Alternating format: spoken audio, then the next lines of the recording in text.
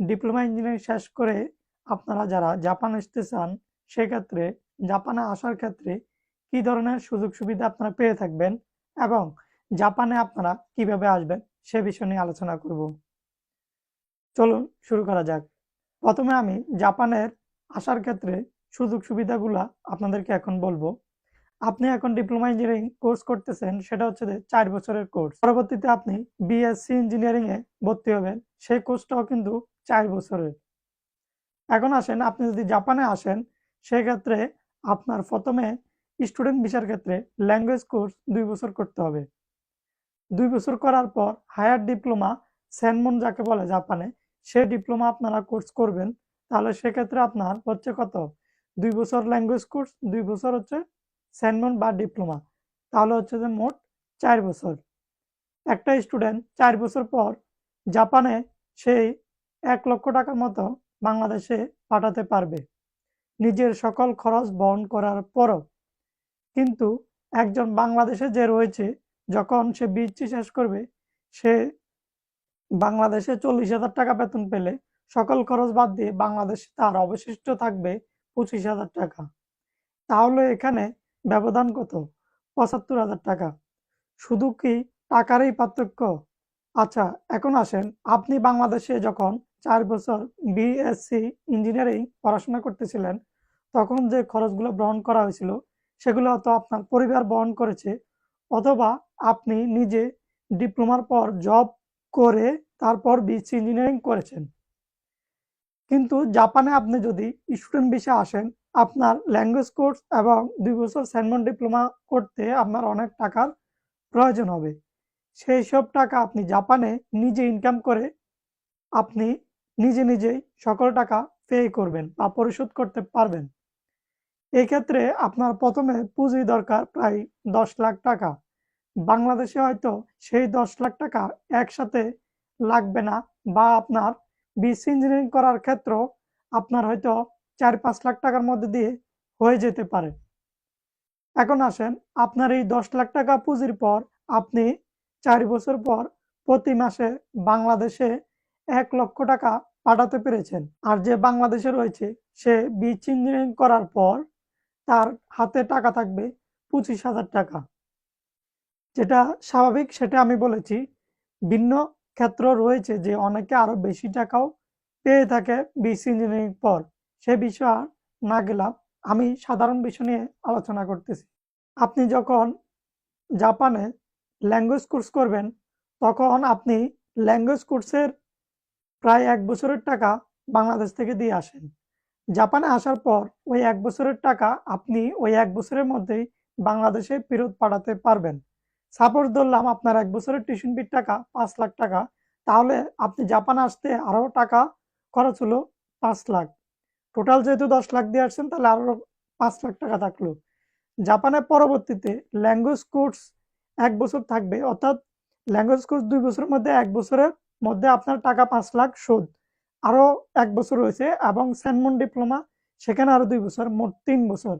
ওই 3 বছরে আপনি বাংলাদেশের যে 5 লাখ টাকা সেটা অল্প অল্প করে জমাইলে আপনি ওই টাকা পরিশোধ করতে পারবেন। তাহলে হলো কি, আপনি বাংলাদেশেও পড়াশোনা করলেন, আপনার বাড়তি কোনো টাকা লাগলো না। অর্থাৎ বাংলাদেশে আপনি নিজে চাকরি করে নিজে পড়াশোনা করলেন বিএসসি, জাপানেও আপনি নিজে চাকরি করে পড়াশোনা করলেন ডিপ্লোমা সেনমন, আর হচ্ছে যে ল্যাঙ্গুয়েজ কোর্স। তাহলে বাংলাদেশের আপনি বিএসসি ইঞ্জিনিয়ারিং করলেন, শেষে আপনার টাকা পয়সার লেনদেন সমান, জাপানেও টাকা পয়সার লেনদেন সমান। শেষে আপনি কি পেলেন, বাংলাদেশে 25,000 টাকা আপনি সেভ করতে পারলেন প্রতি মাসে, কিন্তু জাপানে আপনি 1 লক্ষ টাকা সেভ করতে পারলেন। শুধু কি এখানে টাকার পার্থক্য? টাকার পার্থক্য আমি এতক্ষণ আপনাদেরকে বললাম, তবে কিছু কিছু ভিন্নতা রয়েছে। যারা বিএসসি ইঞ্জিনিয়ারিং করে বাংলাদেশে 50,000 টাকা বা 60,000 টাকার মতো সেভ করতে পারে, সেই সব জায়গা খুবই কম, এবং সেই সব চাকরি ক্ষেত্র খুবই কম।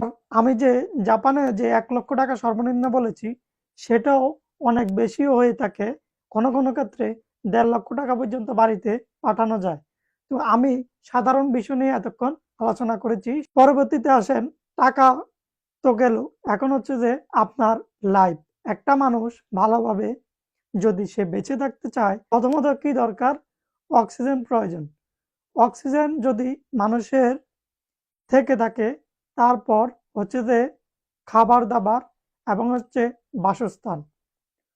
আপনি যে অক্সিজেন বাংলাদেশে নিচ্ছেন, সেই অক্সিজেন এবং জাপানে যে আপনি অক্সিজেন গ্রহণ করবেন, ২ অক্সিজেনের মধ্যে অনেক পার্থক্য রয়েছে।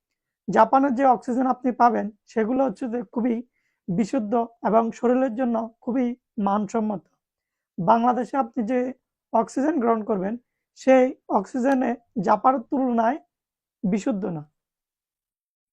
তারপরে যে খাবার-দাবারের ব্যবস্থা, সেটা জাপানে খাবারের মান সর্বোচ্চ মাত্রার দিকে নজর রাখে।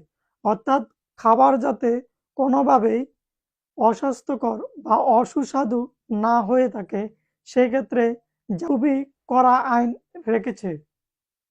এবং কেউ যদি কোনো রেস্টুরেন্টে গিয়ে খাবারের কোনো অস্বাস্থ্যকর বা অসাধু বা কোনো ধরনের ত্রুটি দেখতে পায় এবং সেটা যদি সাথে সাথে আইনত ব্যবস্থা নেয়, তাহলে সেটা কঠোর হয়ে থাকে। যার কারণে জাপানের যত দোকানদার রয়েছে বা হোটেল রেস্টুরেন্ট রয়েছে, তারা নিজের থেকে সর্বোচ্চভাবে পরিষ্কার পরিচ্ছন্ন এবং সুস্বাদু অস্বাস্থ্যকর মুক্ত খাবার পরিবেশন করার চেষ্টা করে। কিন্তু বাংলাদেশে আপনি সুস্বাস্থ্যকর খাবার পেতে আপনার খুবই কষ্টকর হবে এবং নেই বললেই চলে। সুস্বাস্থ্যকর খাবার রয়েছে, তবে অস্বাস্থ্যকর খাবার বেশি রয়েছে। তাহলে আপনি টাকার পার্থক্য ১ম এ পেলেন, পরবর্তীতে হচ্ছে যে আপনার অক্সিজেনের পার্থক্য পেলেন, তারপর হচ্ছে যে খাবার-দাবারের পার্থক্য পেলেন। এখন আসেন আপনার বাসস্থান এবং আপনার চলাফেরার সামাজিকতা সেগুলো যদি আমি তুলনা দেই, সেগুলো হচ্ছে জাপানে আপনি পুরো জাপান আপনার জন্য একটি সেফ জায়গা। অর্থাৎ জাপানে কোনো ধরনের ক্রাইম সহজে হয় না এবং যদি কোনো ক্রাইম ঘটে, তার জন্য কঠোর শাস্তির ব্যবস্থা রয়েছে। যার কারণে জাপানের মানুষজন সহজে কোনো অপরাধ করে না। বাংলাদেশে আপনি যেকোনো মুহূর্তে বিপদের সম্মুখীন হতে পারেন। জাপানের মধ্যে কোনো ধরনের বিপদের সম্মুখীন হবেন না। ইভেন কি জাপানে কোনো ধরনের ইভটিজিং নাই এবং জাপানে আপনি দিন-রাত ২৪ ঘন্টা আপনি সেফ এবং আপনি যদি কোনো বিপদে পড়েন, সেক্ষেত্রে জাপানিজ তাদের কাছ থেকে আপনি সহজে সহযোগিতা পেতে পারেন। কিন্তু বাংলাদেশে কোনো ক্ষেত্রে গিয়ে সেই ধরনের যদি আপনি কোনো ধরনের অসুবিধা পড়েন, সেক্ষেত্রে বাংলাদেশের মানুষজন থেকে আপনি প্রতারিত হতে পারেন। আমি এই ভিডিওর মাধ্যমে জাপানকে বড় করতেছি না এবং বাংলাদেশকে ছোট করতেছি না। আমি জাস্ট বাংলাদেশ এবং জাপানের কিছু তুলনামূলক তথ্য আপনাদের সামনে তুলে ধরলাম। আর জাপানে আপনি যদি বসবাস করেন, সেক্ষেত্রে আপনার জন্মভূমি থেকে আপনি দূরে থাকবেন। তার জন্য আপনার অবশ্যই কষ্ট হবে। কারণ জন্মভূমির টান সেটা হচ্ছে ভিন্ন কথা। সাধারণত জাপানের মানুষ আসতে চায় এবং মানুষ জাপান সম্পর্কে জানতে চায়। সে কারণে জাপান আর বাংলাদেশের মধ্যে কিছুটা তুলনা আমি ভিডিওর মাধ্যমে প্রকাশ করেছি। এখন আমি বাংলাদেশ থেকে আপনি ডিপ্লোমা শেষ করে জাপানে কিভাবে আসবেন, সে বিষয় নিয়ে আলোচনা করব।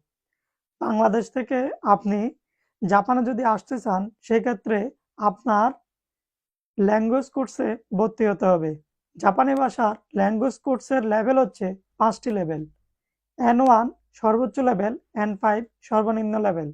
N1, N2, N3, N4, N5 আপনাকে মিনিমাম স্টুডেন্ট ভিসার ক্ষেত্রে N5 লেভেল পাস করতে হবে। আপনি যখন N5 কোর্স করতে থাকবেন, ওই সময় আপনি জাপানের যেকোনো একটি ল্যাঙ্গুয়েজ কোর্সে আপনার সকল কাগজপত্র দিয়ে আবেদন করবেন এবং আপনার স্পন্সরের প্রয়োজন হবে। অর্থাৎ আপনি যে বিদেশে পড়াশোনা করতে যাবেন, সেক্ষেত্রে আপনার বাংলাদেশে একজন স্পন্সর থাকতে হবে, যে আপনাকে সকল খরচ বহন করবে। সকল কাগজ আপনি জাপানে পাঠানোর পর সেই জাপান স্কুল থেকে জাপানের যে ইমিগ্রেশন রয়েছে, সেই ইমিগ্রেশনে আপনার কাগজপত্র পাঠাবে। সেই ইমিগ্রেশন থেকে আপনাকে সিও লেটার অর্থাৎ জাপানে আসার জন্য আপনাকে অনুমতিপত্র দিবে। ওই অনুমতিপত্র হাতে পাওয়ার পর আপনি জাপানের স্কুলে টিউশন ফি প্রদান করবেন। টিউশন ফি প্রদান করার পর ওইখান থেকে আপনার আগের যে কাগজগুলো জমা দিয়েছেন এবং সকল কাগজ নিয়ে আপনি জাপানে এম্বাসিতে যাবেন। বাংলাদেশে যাওয়ার পর আপনাকে ভিসা দিয়ে দিবে। এই সকল কার্যক্রম করতে আপনার ৮ থেকে ১২ মাসের মতো সময় লাগতে পারে এবং টাকার প্রয়োজন হতে পারে ৯ থেকে ১০ লাখ টাকা। জাপানে আপনি আসার পর নিজে খরচ চালিয়ে নিজে পড়াশোনা করতে পারবেন। সেক্ষেত্রে কোনো ধরনের অসুবিধা হবে না। চাইলে কিছু টাকা অল্প পরিমাণে আপনি পাঠাতে পারবেন। তবে এটা আপনার উপর নির্ভর করে না। এটা হচ্ছে কোন জায়গায় জাপানে গিয়েছেন সেই জায়গার উপরও কিছুটা নির্ভর করে। কারণ হচ্ছে যে একেক জায়গার ইনকাম একেক রকম। তো আশা করি আপনাদেরকে মোটামুটি একটি ধারণা দিতে চেষ্টা করেছি। আপনারা অবশ্যই ভিডিওটি বুঝেছেন। যদি কোনো কিছু না বুঝে থাকেন অবশ্যই ভিডিওর কমেন্টে আপনারা কমেন্ট করবেন। ধন্যবাদ।